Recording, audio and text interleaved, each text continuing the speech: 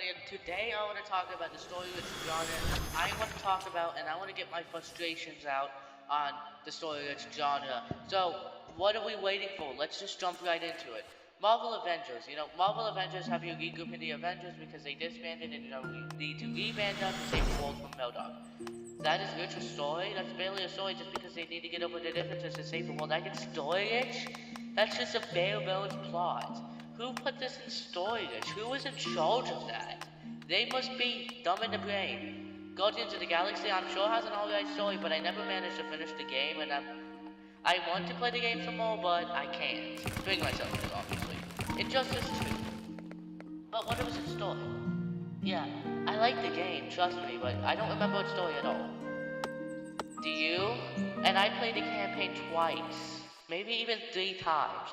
And I do not remember a single part of it besides the fake bad being Brainiac and you fighting Joker at the beginning, I think. And Robin turning against Batman. Hogwarts Legacy. Now, Hogwarts Legacy has an alright story in my opinion. Obviously it's not the greatest. So, your main villain is a goblin named Gandalf. He's trying to get the repositories. Gandalf is also working with a wizard named Victor Rockwood, son of Charles Rockwood. At the start, you get attacked by a dragon and end up in some place. This is where you learn you can see the traces of ambient magic. You manage to get back to Hogwarts and you pick your team. I chose Slytherin. In secret, you're working with Professor Fig to try and stop them and figure out what happened back at that place. Soon you meet up with the Keepers. The Keepers send you out on trials to prove your worth. After you complete the last trial, you must get a special wand to open/contain the last repository. You meet and fight Victor Rockwood. After that, you go to the last repository and you beat Ranrock as a dragon. Power from the repository made him a dragon. After you beat him, the main storyline is over. That was old me, obviously, and you could tell I stumbled a bit because I don't even remember writing this. Anyways, that's an alright story. I still don't think it's a story-rich game, but it's an alright story. But my main issue is with the side stories.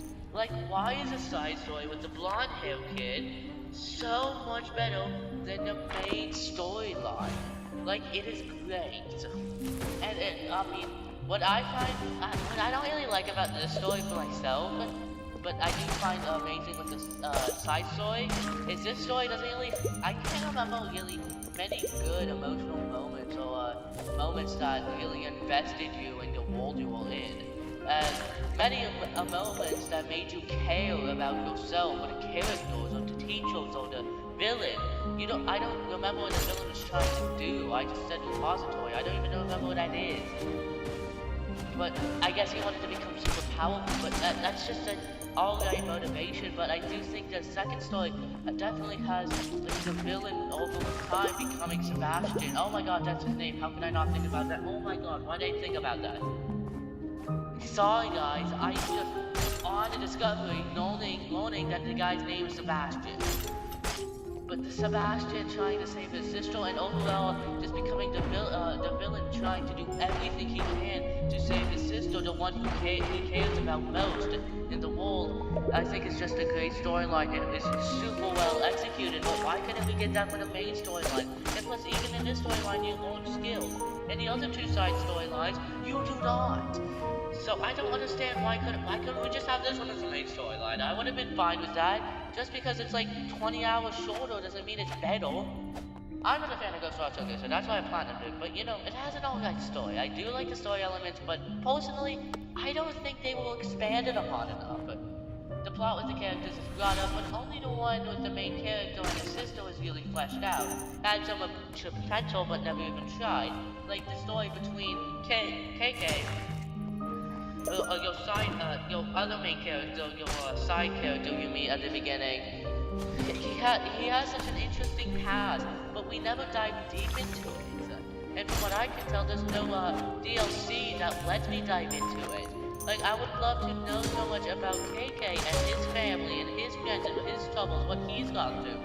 But no, I don't learn any of that. Like, why can't we just have a prequel to Ghost War Tokyo called KK Tokyo? I don't know. Horizon Zero Dawn and Horizon Forbidden West. Now these are great games, but I do think one has a better story. It's not Forbidden West. Okay, now I'm gonna try my best to not spoil Horizon Forbidden West, and I'm reading my review because it's easier. But here's what my review said. It's good, but my main issue isn't with all that stuff I mentioned, combat and open world stuff. It's with the story. I'm going to try my best not to spoil it, but to the best of my ability, of course. Sure, of course, but for me, it feels too crazy.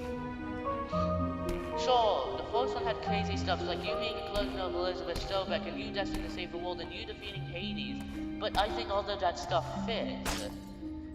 Now, I didn't say this in my review, but I think all of this stuff fits, and I think it is really introduced well with your main character and their wants and motivations and desires. I think it is done well, but I don't think this one is really done well to show you their wants and those struggles, what they had to go through to show you what they will truly want, what they truly want in life. And that concept of being a clone of Elizabeth Sobek and that's in the same world, of course, that's just action event. That's just action stuff.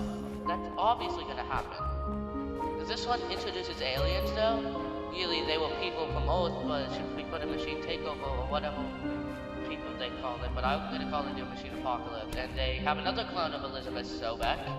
I mean, the story is weaker in my opinion, but I'll accept that it could. It's just my standards getting higher, and the first one did not have a great story either. Sure, whatever. I really do have an issue though with how it seems the characters don't really evolve. Now, I did want to bring up in that review that, of course, it could be my standards getting higher, but I still remember parts of the first one, and like your father sacrificing you, sacrificing himself to save you, you getting over that loss. I don't think so. I think I'm not remembering that one correctly. Of course, I could just be nostalgia. Of course, there could just be nostalgia in it, but I don't think I'm remembering that one in that unwell. Anyways, like I said, the characters don't really evolve in my opinion. They could later on, but I mean, if you're gonna have someone evolve, do it in the first 44 hours. Aloy gets no consequences for her actions. It seems like everyone is fine with her being a joke to them. No, seriously. Like, she has no right to be a joke to them. I just got to meet her before I stopped playing, for now at least, but it seems like no one gives any sign of pushback. In fact, she's treated like a god. Now I get the city treating her like a god. She did save them, but it seems like she can get away with killing the whole city again before people get mad at her. Even her friend Aaron, even though she's treating him like a cat, he doesn't seem to care. Her friend Ball, he doesn't seem to care that she's treating him like trash, and she's abandoning him at every single move. Like, what? In fact, yeah.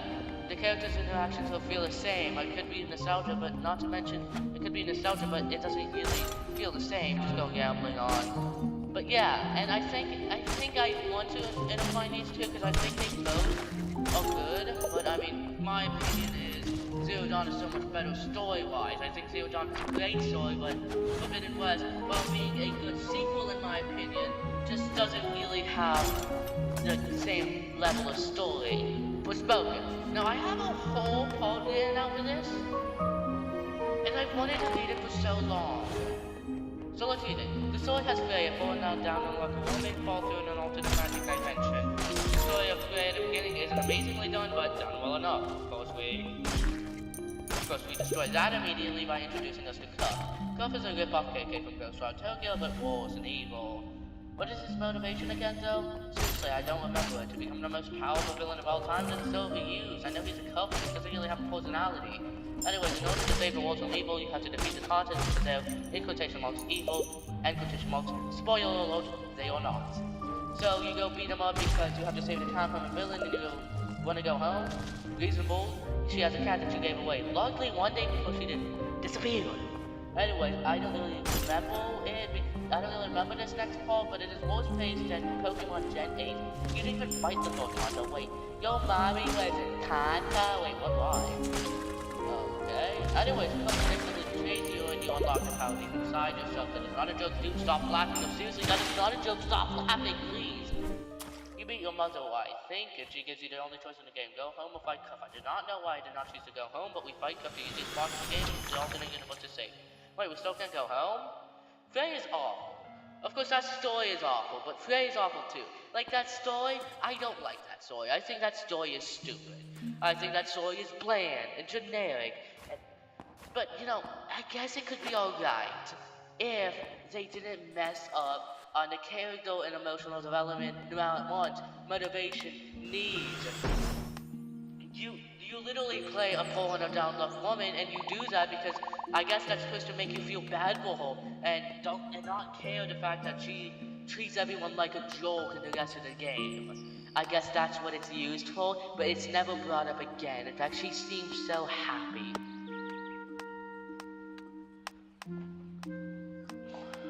Frey is awful, though, like I said. Her personality can be described in one word. Curse words. Dude, that is all she ever says. I'm not gonna curse, but I saw children to click on this video.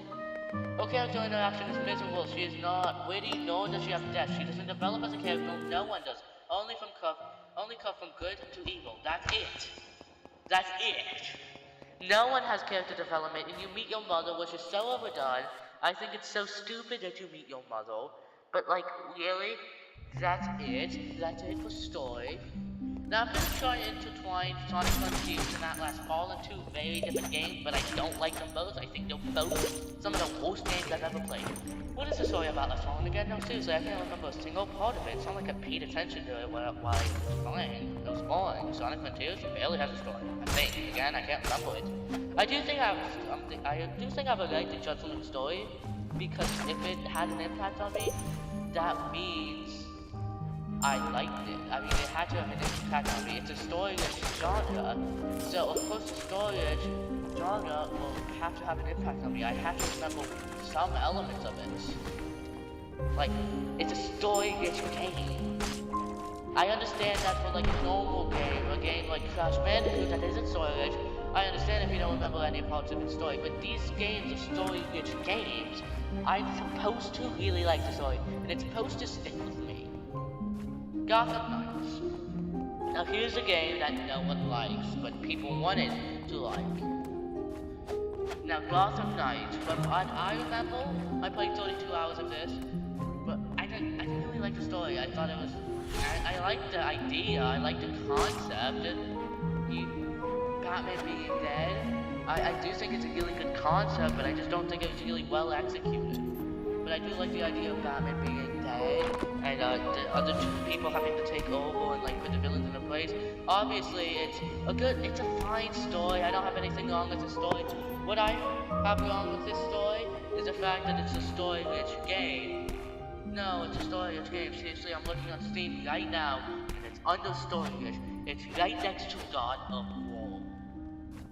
What? How is this a story-rich game? It's like gathering you and having you go on a trip through the Batman universe. If I wanted to play a good story-rich game, I'd probably play God of War, or something Batman related like Batman Arkham Knight, or the other, I don't know, full Batman games.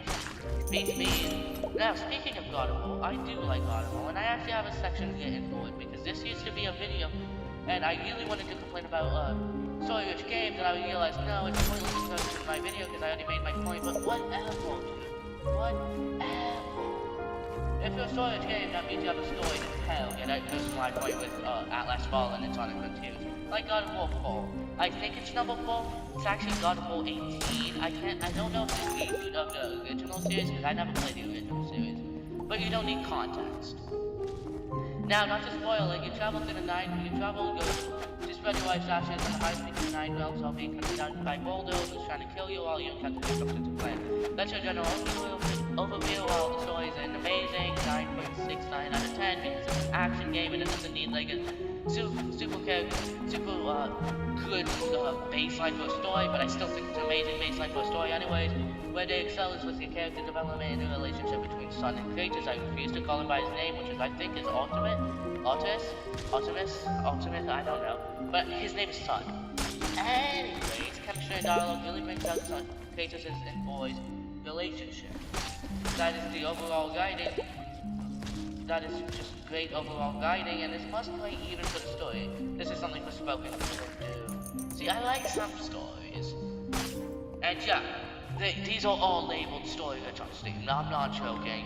So how could you compare something story like God of War to something like Forspoken? They aren't even on the same level. They are not on the same wavelength. How could you compare them? That makes no sense to me. But I think my rant is almost over. Now, I think something was an alright story though, and doesn't really have much character development or emotional scenes from what I remember, is Immortal Phoenix Rising. Of course, Immortal Phoenix Rising isn't really a story game. I don't know why it's here on Story-ish. I don't know why everyone loves labeling those stupid games as story-ish, even though they're not story-ish.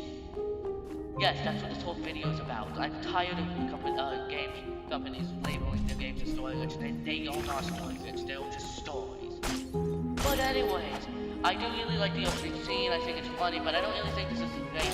I think this game, it has a fine story.